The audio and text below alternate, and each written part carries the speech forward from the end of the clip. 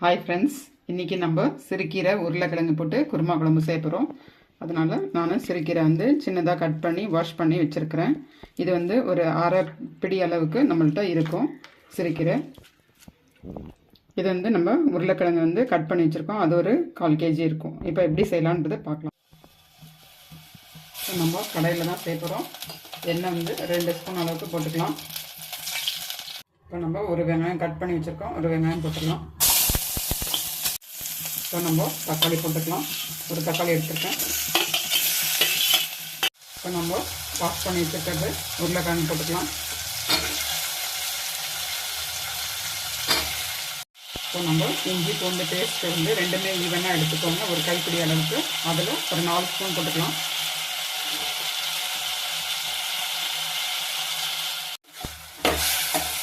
இப்போ நம்ம இஞ்சி பூண்டு பேஸ்ட் போட்டு நல்லா வதக்கிட்டுருக்குறோம். இந்த டைமில் நம்ம உப்பு போட்டுக்கலாம். தேவையான அளவுக்கு உப்பு போட்டுக்கலாம். இப்போ நம்ம அது வெங்காயமும் தேங்காயும் எடுத்துருக்குறோம். ஒரு 3 வெங்காயம், நார்மல் வெங்காயம் 3 வெங்காயம் எடுத்துக்கோங்க. 1/4 மூடி தேங்காய் எடுத்துக்கோங்க. ரெண்டுமே அரைச்சி வச்சுருக்கோம். இப்போ இந்த பேஸ்ட்டை நம்ம போட்டுக்கலாம். இப்போ நம்ம உருளைக்கிழங்கு நல்லா வதக்கிட்டுருக்கோம். அந்த டைமில் இந்த வெங்காயமும் தேங்காயும் பேஸ்ட்டு நம்ம போட்டுக்கலாம். தனி மிளகாய்த்தூள் ஒரு 1/4 டீஸ்பூன் எடுத்துருக்கோம். நீங்கள் காரத்துக்கு தகுந்த மாதிரி போட்டுக்கோங்க. மல்லித்தூள் 1/4 டீஸ்பூன், மஞ்சள் தூள் 1/4 டீஸ்பூன். இப்போ எல்லாத்தையும் போட்டு நல்லா வதக்கிக்கலாம். நம்ம நல்லா உருளைக்கிழங்கு போட்டு நல்லா வதக்கிட்டுருக்கோம்.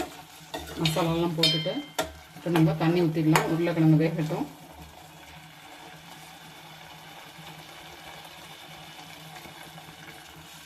இப்போ பாருங்கள், உருளைக்கிழங்கு நல்லா வெந்துருச்சு.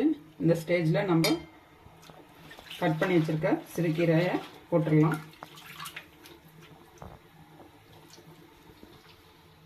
நம்ம உருளைக்கிழங்கு வேக வைக்கும்போது தண்ணி கொஞ்சம் அதிகமாக போட்டுடணும். அப்போ தான் நம்ம உருளைக்கிழங்கு வெந்ததுக்கப்புறம் நம்ம கீரை போடுறதுக்கு கரெக்டாக இருக்கும். இப்போ 2 கொதி வரட்டும். கொஞ்சம் திக்கானதுக்கப்புறம் நம்ம ஆஃப் பண்ணிடலாம்.